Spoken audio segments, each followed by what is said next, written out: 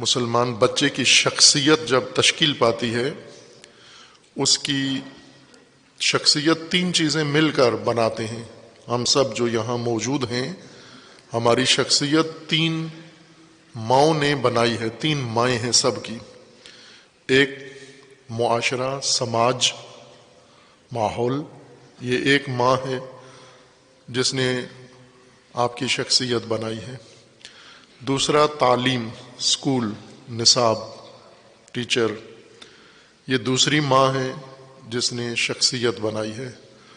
اور تیسرا مذہب اور مسلک اور فرقہ، ان تینوں نے اپنے اپنے حصے سے ہر مسلمان کی شخصیت کو تشکیل دیا ہوا ہے۔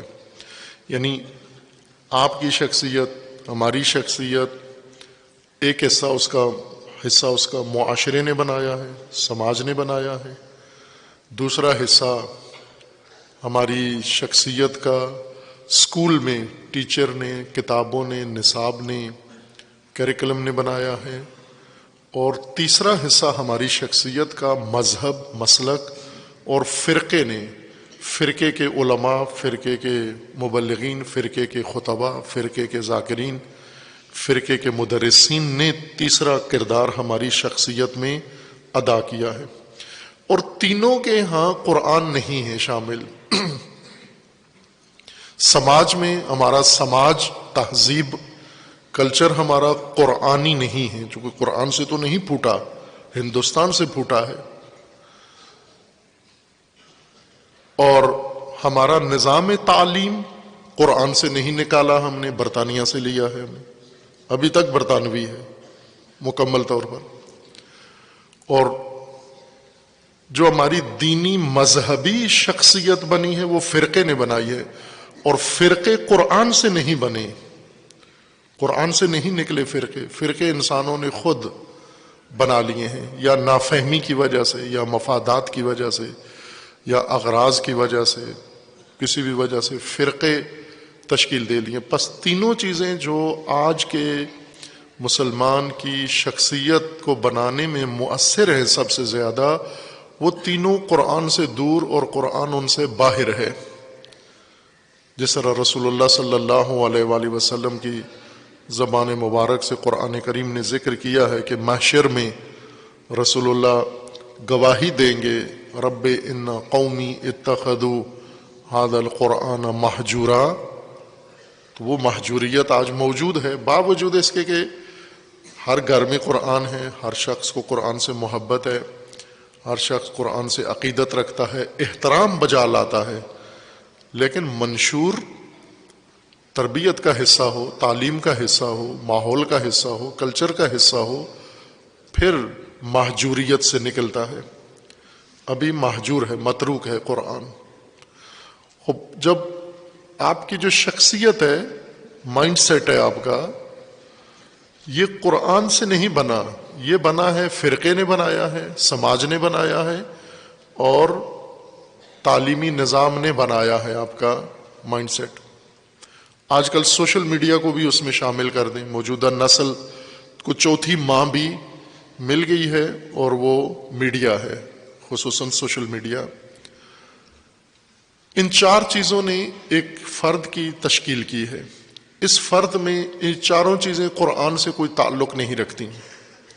چاروں چیزیں انسانی ہوس، انسانی خواہشات، انسانی ترجیحات، انسانی مفادات اور انسانی رجحانات کا نتیجہ ہے۔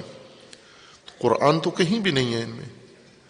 پس جو ہماری شخصیت، ہمارا ذہن بنا ہے، وہ قرآن فہمی، قرآن شناسی اور قرآن سے کچھ لینے کے لیے نہیں بنایا گیا ہے۔ ہمارا جو شخصیت اور مائنڈ سیٹ ہے وہ مفاد پرستی کا ہے۔ آپ نے مفاد حاصل کرنا ہے، تعلیم ہمیں مفاد پرست بناتی ہے، سماج ہمیں مفاد پرست بناتا ہے، خودخواہ بناتا ہے، اسی طرح فرقہ آپ کو فرقہ پرست بناتا ہے۔ تو بیچ میں کوئی ایسی جگہ نہیں ہے جہاں پر قرآن کی طرف انسان کا رخ مڑے، یا قرآن انسان کی تعلیمی مرحلے میں، آموزشی مرحلے میں، تربیتی مرحلے میں قرآن ہماری تعلیم کا حصہ بن جائے، اور ایک بچہ جب رشد کرتا ہے، پرورش پاتا ہے، تو اس کی شخصیت قرآنی بن جائے، قرآنی ڈھانچہ بن جائے، قرآنی اس کی انداز سوچنے کا بن جائے۔ اب جب قرآنی بنیادوں پر انسان کی شخصیت تشکیل پاتی ہے، پھر وہ قرآن کی طرف رجوع کرتا ہے، تو قرآن نے جو دعوے کیے ہیں، بیان کیا ہے کہ ہم نے قرآن عربی میں اتارا ہے تاکہ تقوی حاصل ہو۔ بلکہ ابھی ایک کسی نے کتاب لکھی ہے، زیادہ اس کتاب کو میں نام نہیں لیتا مصنف کا، اور اس کا اردو میں نہیں ہے، کسی اور زبان میں، اس نے دین پر تنقید کی ہے، اعتراض کیا ہے، اور عموماً مذہبی دینی طبقہ تنقید برداشت نہیں کرتا۔ ان مذہبی طبقہ جو ہے وہ ایک ہی ان کی زبان ہوتی ہے، سر تن سے جدا۔ جس نے تنقید کی، جس نے سوال اٹھایا، سر تن سے جدا۔ لہذا یہ تنقید کرنے کے لیے بھاگ جاتے ہیں، مسلمان ملکوں سے بھاگ کے غیر مسلم ممالک میں بیٹھ کر پھر اپنی تنقیدی آراء کا اظہار کرتے ہیں تاکہ محفوظ رہیں۔ اگر تنقید ہے تو اس کا جواب چاہیے ہوتا ہے، معقول مدلل جواب چاہیے ہوتا ہے۔ اس نے یہ سوال اٹھایا ہے کہ اگر جیسے آپ کا دعویٰ ہے کہ قرآن اللہ کا کلام ہے، قرآن ہدایت ہے، تو کوئی ایک نمونہ اس تاریخ بھر میں بتاؤ نا ہمیں، قرآن کی تربیت یافتہ نسل، قرآنی انسان کہاں ہے، ہمیں اس کا ایڈریس دو، شناسنامہ دو۔ آج کی موجودہ نسل میں، پاکستان میں، پوری عرب دنیا میں، مسلمان ممالک میں، ہمیں قرآنی سوسائٹی بتاؤ کہاں ہے۔ اب یہاں کو دے سکتا ہے قرآنی معاشرت، قرآنی سماج، قرآنی سوسائٹی، قرآنی نظام جس میں ہر چیز قرآنی ہو؟ آپ نہیں دکھا سکتے۔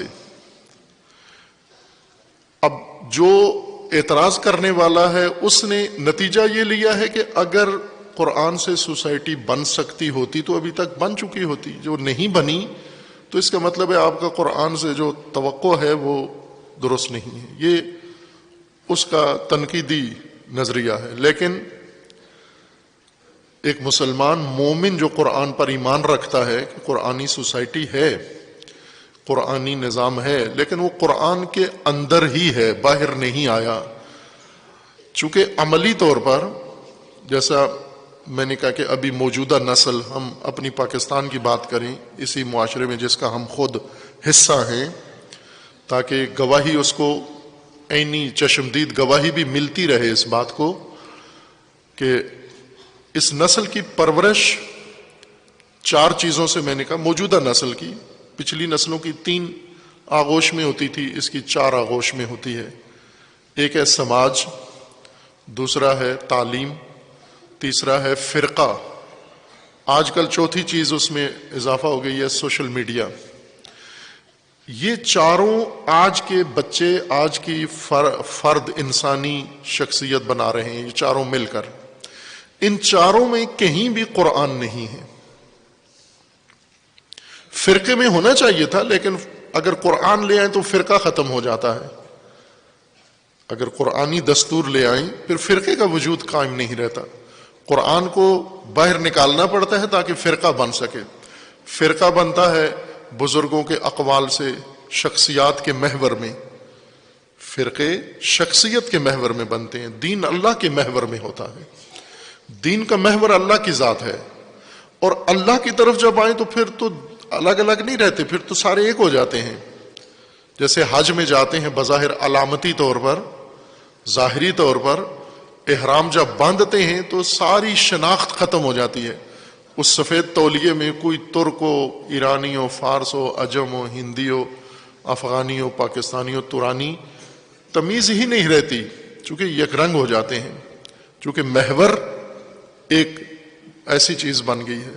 لیکن جب احرام اتارتے ہیں پھر اپنی پتلونیں پہنتے ہیں، پینٹیں پہنتے ہیں، شلوار قمیض، دھوتیاں، چوغے، لبادے، پھر الگ الگ ہو جاتے ہیں، پھر افریقن الگ ہو جاتا ہے، ایشین الگ ہو جاتا ہے۔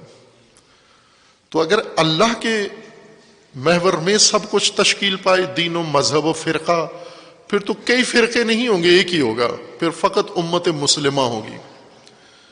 لیکن جب اللہ کے علاوہ ہم نے شخصیات کو بھی بیچ میں محوریت دینی ہے اور بزرگان کو بھی محوریت دینی ہے، سب کو محوریت دینی ہے، تو پھر بنتے چلے جائیں گے، جتنے بزرگ ہیں اتنے فرقے، جتنی شخصیات ہیں اتنے مسلک۔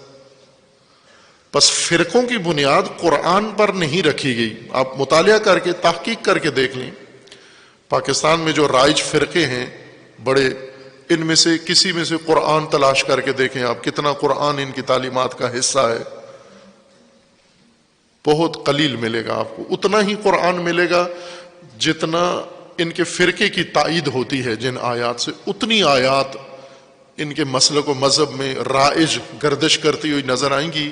باقی آیات کسی کو نہ اس فرقے کے عالم کو پتہ ہے، نہ اس فرقے کے خطیب کو پتہ ہے، نہ اس فرقے کے ساتھ تعلق رکھنے والے مسلمان کو معلوم ہے۔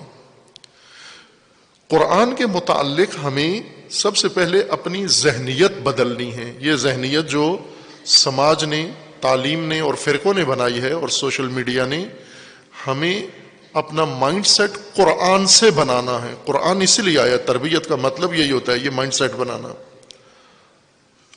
اس میں اگر ہم قرآن کے متعلق ذہنیت بنا لیں تو قرآن منشور ہے، دستور ہے، آئین ہے، کنسٹیٹیوشن ہے، دین ہے، ہدایت کا منبع ہے قرآن کریم۔